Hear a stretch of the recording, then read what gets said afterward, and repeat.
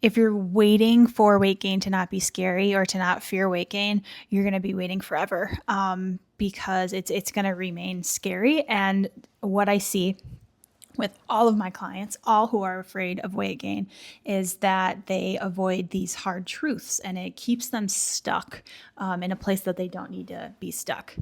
So when we think about fear and how we approach fear, it's not through thinking our way out of the fear, right? It's not through thinking in a way to get to this place where we finally, in our minds, accept weight gain. It is facing that fear and allowing weight gain to happen. So let's first use an analogy. Let's use a different kind of fear. So if you are fearing putting yourself out there with dating, then you can't really think yourself out of that fear. You need to do exposure work.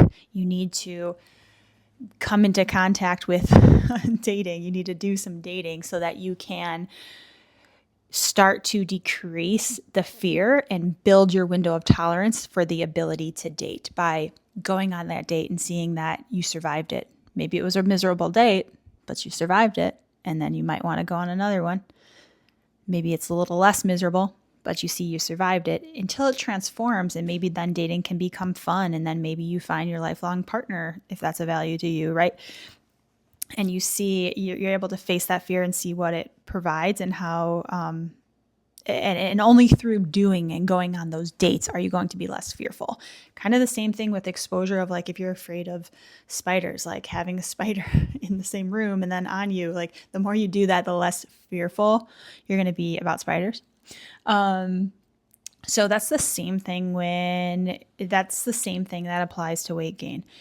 Being afraid of weight gain, we just need to start experiencing it and hold space for it being scary. So by no means, when people start working through recovery with me, do they just all of a sudden not fear weight gain, but we hold that space for it and navigate it together to allow weight gain while we hold that fear and reduce that fear, and also do the deep work around the fear. So like I said, it's behavioral. It's not just thinking your way out of the fear. It's going to be taking action and doing things. But there's also a lot to understand as we're taking action.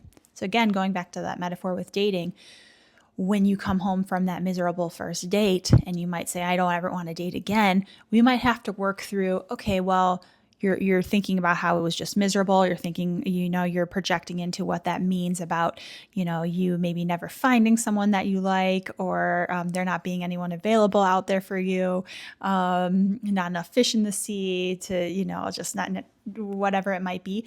Might have to work through how you are black and white thinking it, or catastrophizing it, or using that one solo experience and bring you back to, like, the deep work around, well, what are your values? Why are you dating in the first place? And what scares you about dating? What makes you think these things? And we have to get to, like, the roots of that, and some of the self-confidence, the fears, all those things that, like, make up your fears around dating, right? Going deep into dating when I want to be going deep into body image and fear of weight gain. But it's very similar to fear of weight gain. While we are changing our behaviors and working toward more allowing our bodies to gain weight and practicing body respect and all of that, we also need to be navigating and understanding those fears, because it's very different for everyone based on their own experiences, their own relationship with it, and those deep-rooted issues, things that we need to address to fully heal, because it's not just about allowing weight gain, right? Because even though that's really important for behaviorally, there's many people who allow weight gain or go to treatment centers and they have to gain weight, and they come back from the treatment center and they lose all the weight again and get back into the disordered eating. So we really have to understand the roots of where that comes from and heal it by doing that deep work, which is another thing I do with my clients. So, but back to the original message I'm wanting to share, which is we can't think our way out of the fear. we need to behave our way out of the fear through action steps. So don't wait until you don't fear it. It's never going to come. We want to hold that fear alongside taking action while doing the deeper work. And I guess just a little bit of my experience. I can share lots of different I can share lots of clients' experiences, but I'll just bring it back to mine this time. There was never a time in my own disordered eating recovery that I wasn't feeling fearful that my body wasn't going to stop gaining, or fearful of gaining weight. Like, that was always something that was really scary. And I didn't wait until that wasn't scary to start the work. And thank goodness I didn't. I just started with kind of tolerating it while I started doing the deeper works and started changing my behavior. And what happens when you face that fear, it starts to transform. And when you do all the other work, your beliefs around body image, your healing around body image all start to transform too. So I was able to see, I don't have to only just like tolerate my body, but maybe I can accept it and respect it. Maybe I can treat it a little bit nicer. Maybe I can have like some times I'm a little bit confident. Maybe I can have more times that I'm confident. Maybe I could actually like really like my body and appreciate my body. And it slowly starts to transform. But I couldn't think my way into that. I couldn't foresee those things. It took all the deep work and the action steps to get to all those different pieces of my body image journey. And you can go there too.